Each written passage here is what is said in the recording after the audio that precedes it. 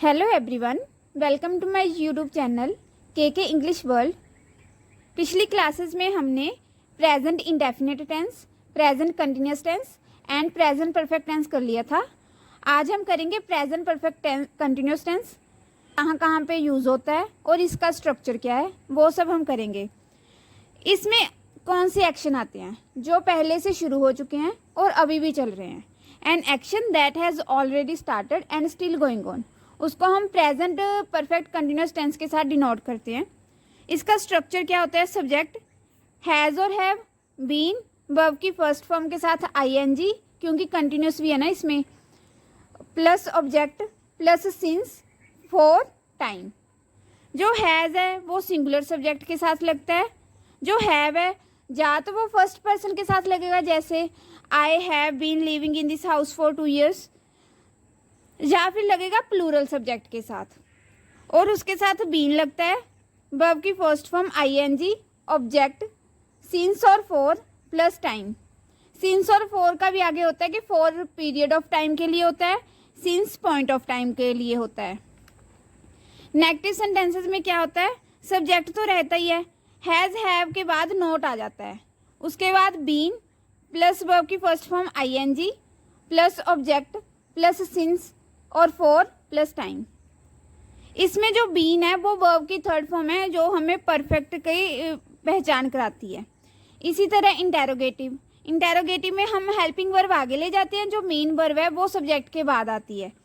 Has have plus subject plus been plus verb की first form ING plus object plus for और since plus time.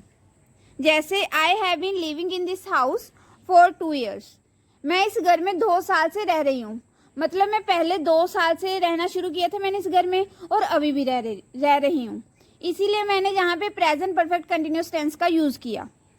जैसे और example देखते हैं, I am teaching you since an hour, मैं 1 घंटे से आपको पढ़ा रही हूँ। बट ये तो कंटिन्यूस टेंस में चला गया। मैंने ये बताना है कि मैं 1 घंटे पहले शुरू किया था पढ़ाना और अभी भी पढ़ा रही हूँ। इसीलिए मैंने यहाँ पे एम टीचिंग नहीं आएगा, ये तो कंटिन्यूस टेंस में चला गया। मुझे जहाँ पे परफेक्ट कंटिन्यूस टेंस चाहिए, इसलिए I have been teaching you for an hour. एक तो यहाँ पे सिंस लगा है, एन आर है। 1 घंटा हमें टाइम क्या पीरियड बताता है कि ड्यूरेशन बताता है 1 घंटे से, कोई पॉइंट ऑफ टाइम थोड़ी ना बता रहा है। इसीलिए यहाँ पे सिंस भी नहीं आएगा, यहाँ पे आएगा फॉर। और हैव बीन टीचिंग आएगा क्योंकि ये परफेक्ट कंटिन्यूस टेंस है, मैं 1 घंटे से पढ़ा रही हूँ। मतलब 1 घंटे पहले शुरू किया था और अभी भी वो एक्शन चल रहा है। फॉर किसके लिए यूज़ होता है? फॉर यूज़ होता है पीरियड ऑफ टाइम के लिए, सिंस यूज़ होता है पॉइंट ऑफ टाइम के लिए। जैसे फॉर क्या था? पॉइंट पीरियड ऑफ टाइम के लिए, फॉर 2 hours 2 घंटे से। I have been teaching you for 2 hours, मतलब मैं आपको 2 घंटे से पढ़ा रही हूँ। फॉर लास्ट 2 years, टाइम का पीरियड हो गया, टाइम ड्यूरेशन हो गया कि इतने सालों से। एक एग्जैक्ट टाइम थोड़ी ना बता रहा है कि लास्ट 2 years, बट कौन से लास्ट 2 years हमें नहीं पता। For last 3 weeks, for 10 years, for an our.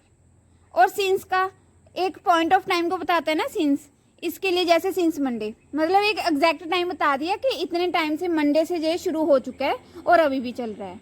Since the beginning, since 2008, since 7 PM। देखो सारे एग्जैक्ट टाइमिंग बता रहे हैं ना point of time. Since last year, since time immemorial, मतलब टाइम इमेमोरियल का मतलब बहुत लंबे टाइम से कि हमें भी याद नहीं है। सिंस और सिंस का यूज़ कैलेंडर के जैसे डेज बताने के लिए, since Monday, since Tuesday.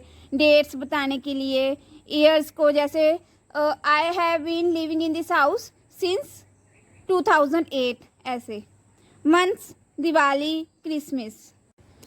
Since का हम यूज़ करते हैं एक परफेक्ट टाइमिंग, कब से वो काम शुरू हो रखा है। जैसे I have been studying English since 7 o'clock, मैं 7 बजे से इंग्लिश पढ़ रही हूँ, मतलब शुरू किया था 7 बजे और अभी भी चल रहा है।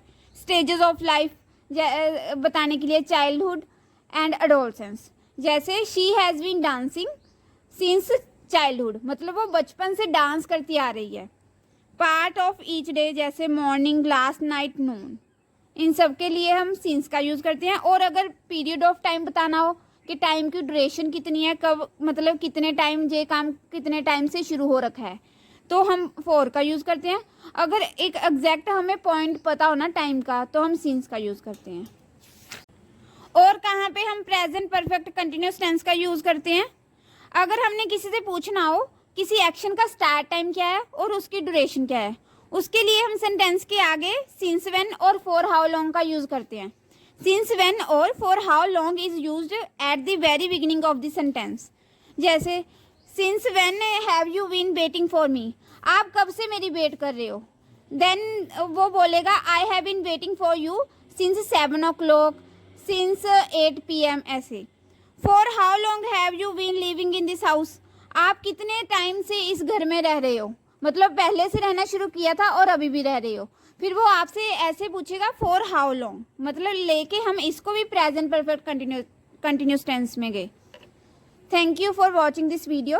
Please like and share the video and subscribe my channel KK English World. Thank you.